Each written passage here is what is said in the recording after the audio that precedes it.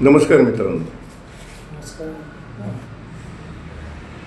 मित्रांनो, मी बना जाधव सर संगीत साधना यूट्यूब चॅनलद्वारे मूर्खा वेगळी माणसं या नावाचं सदर मी चालू केलं आहे. त्यामध्ये ही मी घेणार आहे ही दुसरी मुलाखत आहे. आजच्या मुलाखतीचे मानकरी आहेत हडपसरमधील सुमतीबाई शाह आयुर्वेद महाविद्यालयातील निवृत्त प्राध्यापक डॉक्टर दिनकर पडाडे सर. अत्यंत बुद्धिमान व्यक्तिमत्व आणि आयुर्वेदातील प्रचंड अभ्यास असणारे हे व्यक्तिमत्व आहे. आणि सरांच्या ही आजची मुलाखत एकाच एपिसोडमध्ये मी संपवणार नाही. तर मित्रांनो, सरांची इच्छा आहे की आयुर्वेदातील बरीचशी माहिती वेगळ्या एपिसोडमध्ये ते आपल्यासमोर सादर करणार आहे. तर आता मुलाखतीला मी सुरुवात करतो. Doctor Dinkar Padade sir. नमस्कार मित्रांनो. तर सरांना मी पहिला प्रश्न विचारणार आहे. सर, तुमचं जन्मगाव कोठे आहे?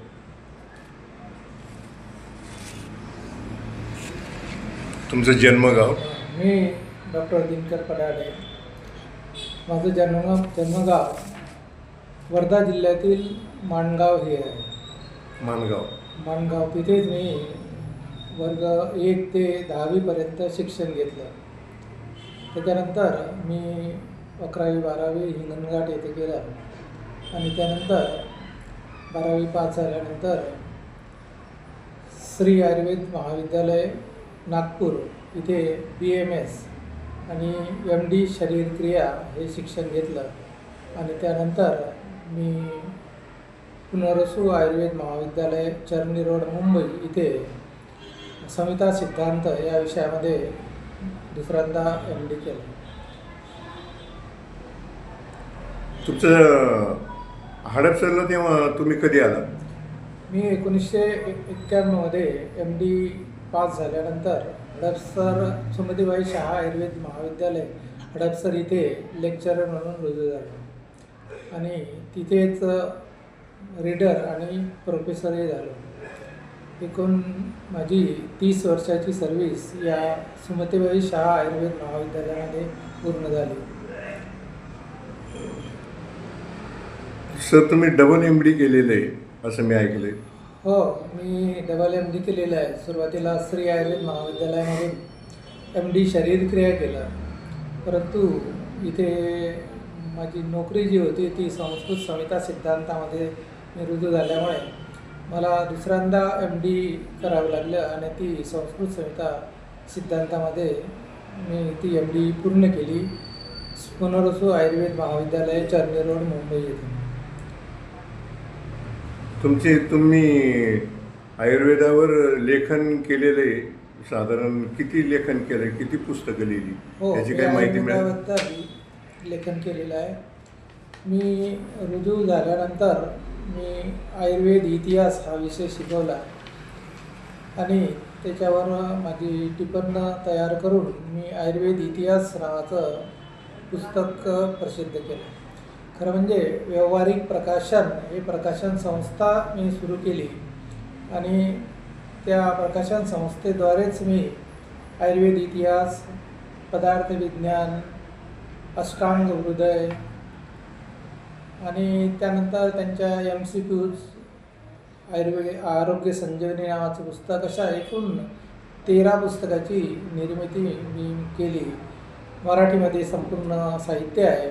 आता मात्र मी ते हिंदी आणि इंग्लिशमध्ये ट्रान्सलेट केलेलं आहे. तुम्ही सर गुजरातला जात असता, साधारण तिथल्या आयुर्वेद महाविद्यालयात भेटायला जाता, त्याचं कारण काय? मी सुमतीबाई शाह आयुर्वेद महाविद्यालयामधून 2020मध्ये रिटायर झालो आणि त्यानंतर मी गुजरातमध्ये पुन्हा अध्यापनाचं कार्य सुरू केलं. सुरुवातीला मी स्वर्णिम युनिव्हर्सिटी गांधीनगर इथे प्रोफेसर म्हणून रुजू झालो. त्यानंतर तिथे 1 वर्ष सर्व्हिस केल्यानंतर पारुल युनिव्हर्सिटी वडोदरा येथे रुजू झालो. तिथे 2 वर्ष सर्व्हिस केली आणि त्यानंतर मी राजकोट येथे प्राध्यापक म्हणून रुजू झालो आणि तिथे पूर्ण सर्व्हिस केलेली आहे. गुजरातमध्ये महाराष्ट्रामध्ये शिक्षण हे मराठीमधून आहे, परंतु गुजरात राज्यामध्ये इंग्लिश मिडियम ही कंपल्सरी आहे. त्याच्यामुळे तिथे इंग्लिश मिडियममधून शिकवावं लागलं. परंतु तिथे शिक्षणासाठी दुहेरी कसरत करावी लागली, कारण मुलं जे आहे ते 12वीपर्यंत गुजराती भाषेमधून शिक्षण घेतात. त्यांना व्यवस्थित इंग्लिश येत नाही आणि हिंदी पण व्यवस्थित तेवढं येत नाही. परंतु त्यांना इंग्लिश व्यवस्थित समजावं म्हणून सुरुवातीला हिंदीमध्ये शिकवावं लागतं आणि त्यानंतर इंग्लिशमध्ये शिकवावं लागतं. अशी दुहेरी कसरत जर केली तर विद्यार्थ्यांना व्यवस्थित समजतं. तर सर, आता भरपूर बोला, मानवी जीवनात आयुर्वेदाचं स्थान, महत्त्व काय आहे हे आम्हाला पटवून दिलं तर बरं होईल. तर BMS हा कोर्स मूलतः शुद्ध आयुर्वेदाचा आहे. आयुर्वेद हे आरोग्यशास्त्र आहे आणि संपूर्ण आयुष्य हे आपल्याला सुखी आणि समाधानानं जगायचं असतं. प्रत्येकाचीच इच्छा असते की आपलं आयुष्य सुखी आणि समाधानाने असावं आणि म्हणून त्याकरता आपल्याला आरोग्याची गरज असते. आणि आरोग्य जर आपलं उत्तम असेल तर आपण आपल्याला जे काही करायचं आहे ते सुव्यवस्थित करू शकतो. शिक्षण घेऊ शकतो, त्यानंतर दुसऱ्यांना शिकवू शकतो, आपले विचार मांडू शकतो आणि अशा प्रकारचे व्यावहारिक जे उपयोग आहेत ते सर्व आयुर्वेदातूनच आपल्याला दुसऱ्यापुढे मांडता येतात. आयुर्वेदामध्ये दिनचर्या म्हणजे दररोज आपण कसं वागावं, उठल्यापासून तर झोपेपर्यंत आपल्या रेग्युलर चर्या कशा असाव्यात ह्या संपूर्ण आयुर्वेदामध्ये सांगितलेल्या आहेत आणि त्यानुसार जर आपण वागलं तर आपलं आयुष्य हे उत्तम प्रकारे जात असते. त्याचबरोबर ऋतुचर्या पण तिथे आहेत. 6 ऋतू आहेत आणि 6 ऋतूच्या वेगवेगळ्या चर्या आहेत. त्या वेगवेगळ्या चर्या त्या ऋतूमध्ये जर केलं तर दोषांचा प्रकोप होत नाही. दोष हे समस्थितीत राहतात आणि आपलं आरोग्य उत्तम राहतं. तिसरी बाब इथे 3 गोष्टीची फार महत्त्वाची गरज असते. एक म्हणजे आहार, दुसरी निद्रा आणि तिसरं ब्रह्मचर्य. आपल्याला दररोजचा आहार योग्य वेळी घेतला पाहिजे. जसं आपल्याला जेवण करायचं असेल तर ते इतकंच काळातच केलं पाहिजे, 10 ते 1च्या दरम्यान आणि सायंकाळी 8 ते 12च्या दरम्यान. त्याच्यानंतर कधीही जास्त खाऊ नये. आपल्या पोटाला आवश्यक असेल तेवढंच आपल्याला खाल्लं पाहिजे. कारण आपलं ते जजमेंट असं आहे की आपल्या पोटाचे आपण 3 भाग करून 1 भाग अन्न, 1 भाग पाणी आणि 1 भाग मोकळा सोडायला पाहिजे. असं जर आपण जेवण जर केलं 2 वेळा तर आपल्याला ते आपलं जेवण जे आहे ते व्यवस्थित पचतं आणि आपलं आरोग्य उत्तम राहतं. दोषाची स्थिती ही समस्थितीत ठेवणं हे गरजेचं असतं. जास्त किंवा कमी आहार जर आपण सेवन जर केला तर दोष एकशाही होतात किंवा वृद्धी होतात आणि त्यामुळे रोगाची निर्मिती होते. रोगाची निर्मितीच होऊ नये म्हणून उत्तम आहार, आरोग्यसंपन्न आहार, षड रसयुक्त आहार आपण दररोज सेवन केला पाहिजे. त्याचबरोबर निद्रा व्यवस्थित घेतली पाहिजे. साधारणतः एक 7 ते 8 तास निद्रा फार महत्त्वाची आहे, ती आपण व्यवस्थित घेतली पाहिजे. आणि त्याच्यानंतर आपला संसार जो आहे तो आपण व्यवस्थित केला पाहिजे, तरच आपण उत्तम प्रकारे जीवन जगू शकतो. तर ह्या 3 महत्त्वपूर्ण गरजा जर आपण भागवल्या तर आपल्याला आपलं आयुष्य सुखी आणि समाधानाने आपण जगू शकतो. आत्ता जे ह्या IT पार्कमध्ये ही जी मुलं फास्ट फूड खातात तर याचे वाईट परिणाम होतात का? हो, कारण आपल्याला आपला जो आहार आहे तो रसयुक्त आपण ठेवायला पाहिजे आणि योग्य प्रमाणामध्ये त्याचं सेवन करायला पाहिजे. त्याच्यानंतर हितकर आहार आपल्या आतड्यांना हितकर असेल, व्यवस्थित ते पचवू शकेल असाच आहार आपण सेवन केला पाहिजे. म्हणजे हितकर आहार, पथानाम हितकर, आपल्या पोटाला हितकर असेल असा आहार सेवन करायचा.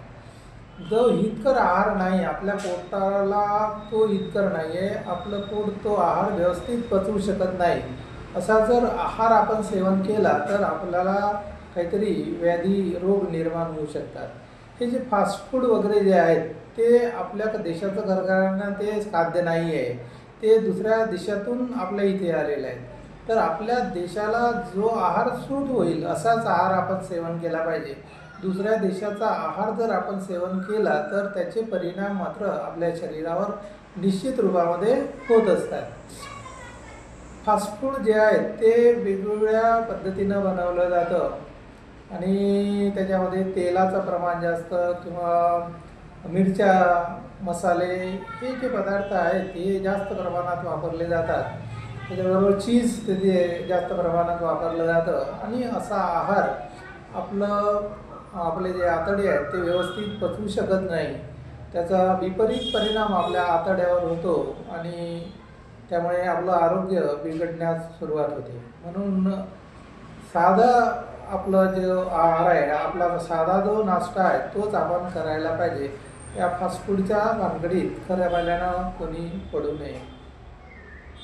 साधारण मी पाहतो, आता मी एकत्रित कुटुंबातून आलेलो आहे, तर गृहिणी त्या भांड्यामध्ये भाजी करताना भरपूर तेल टाकतात, तर त्याचे वाईट परिणाम शरीरावर होतात का? हो, तेल जास्त खाऊ नये कारण त्याच्यामुळे फॅट्स निर्माण होतं आणि असं फॅट्स हे आपल्या शरीरावर साठत जाऊन ओबेसिटीसारखे रोग निर्माण होतात. आणि म्हणून आपल्याला नियमित आहार जर सेवन करायचा असेल आणि योग्य प्रमाणातील तेलाचा यूज आपण जर केला तर असे फॅट्स जमा होणार नाही आणि आपल्याला योग्य प्रमाणात आहार तो पचण्यास मदत होईल. तेल, तूप हे जास्त प्रमाणात खाऊन, दररोज तेला तुपाची आपल्याला गरज आहे परंतु जास्त प्रमाणात नाही, अगदी कमी प्रमाणामध्येच हे तेल तुपाचा उपयोग आपण करायला पाहिजे. तळलेले पदार्थ, मिरची मसाल्याचे पदार्थसुद्धा फार कमी प्रमाणामध्ये आपण सेवन करायला पाहिजे. भाज्याचं प्रमाण किती ठेवायचं साधारण? आपल्या आहारामध्ये भाज्याचं प्रमाण, हिरव्या भाज्याचं प्रमाण हे जास्त प्रमाणात असायला पाहिजे. कारण सेल्युलोज जर मिळालं तर आपल्या आतडे जे आहे त्याला व्यवस्थित पचवू शकतात. परंतु भाज्यांचं प्रमाण जर कमी जर असेल तर मग आहार जो आहे तो विपरीत होतो आणि आपलं आतडे ते व्यवस्थित पचवू शकत नाही आणि त्याच्यामुळे प्रोटीन, कार्बोहायड्रेट्स आणि फॅट्स याचं प्रमाण जर व्यवस्थित असेल तर आपलं आरोग्य उत्तम राहतं आणि आपल्या शरीरातील धातू जे आहेत ते व्यवस्थित वाढीला लागत असतात. कुपोषण याच्यामुळे होत नाही. जे लोक मांसाहार करीत नाही अशा लोकांना प्रथिनं कुठल्या याच्यातून मिळते? खरं पाहिल्यानं आता मांसाहाराची तशी प्रत्येकालाच गरज असते, परंतु जे लोक मांसाहार करत नाही त्याच्याकरिता शाकाहारसुद्धा सफिशियंट आहे. कारण वेगवेगळ्या डाळींचा प्रयोग जर आपण आपल्या आहारामध्ये केला, जसं विशेषतः तूर डाळ, चणा डाळ, मूग डाळ, मसूर डाळ आणि त्यानंतर काही डाळी असे जसे मूग आहे ते अंकुरित मूग जर आपण सेवन केले तर रोज एक मूठभर तर आपल्याला व्यवस्थित प्रोटीन, कार्बोहायड्रेट, फॅट्स आपल्याला शरीराला मिळत असतात. आणि त्याचबरोबर ड्रायफ्रूटसुद्धा थोड्या प्रमाणामध्ये आपण घेतलं पाहिजे. काजू, किसमिस, अंजीर असे जर आहार मिश्र ड्रायफ्रूट जर आपण थोड्या प्रमाणात जर दररोज सेवन केले तर याच्यातून हे सर्व भरून निघत असते. मोड आणि कडधान्य जी आहेत त्याचा शरीराला उपयोग काय होतो? मोड आलेली कडधान्य जे आहेत, विशेषतः मूग, मटकी असे जे धान्य आहेत, त्याला मोड आल्यानंतर त्याच्यामध्ये व्हिटॅमिन ई फॉर्मेशन होतं आणि व्हिटॅमिन व्ही हे आपल्या धातू वर्धनाकरता फार महत्त्वाचं असतं. रिप्रोडक्शन सिस्टीम जर व्यवस्थित चालवायची असेल तर याचं सुद्धा महत्त्वाचं असतं. तर सर्व धातूंना पोषक असा आहार या मोड आलेल्या धान्यातून आपल्याला मिळत असतो. म्हणून दररोजच्या आहारामध्ये आपल्याला मोड धान्य आपल्या आहारात ठेवणं गरजेचं असतं. मित्रांनो, आपल्या समोर बसले सर हे आयुर्वेदातील ज्ञानाचा सागर आहे. अशा व्यक्तीला मी धुंडाळून आपल्याला आयुर्वेदातलं प्रचंड ज्ञान मिळावं म्हणून मी त्यांची इच्छा नव्हती मुलाखत घ्या माझी, पण मी त्यांच्या मागं लागून म्हटलं तुम्ही तुमचं ज्ञान सर्वसामान्य माणसापर्यंत पोचवलं तर बरं होईल. त्यांनी माझी विनंती मान्य केली आणि आत्ता हा जो एपिसोड आहे आम्ही इथं थांबवणार आहोत. पण याच्यापुढे सर वेगवेगळ्या आयुर्वेदातील वेगवेगळ्या टॉपिकवर एपिसोड करतील. तरी मित्रांनो, आमच्या या उपक्रमाला सबस्क्राईब करा, शेअर करा आणि लाईक करा. नमस्कार.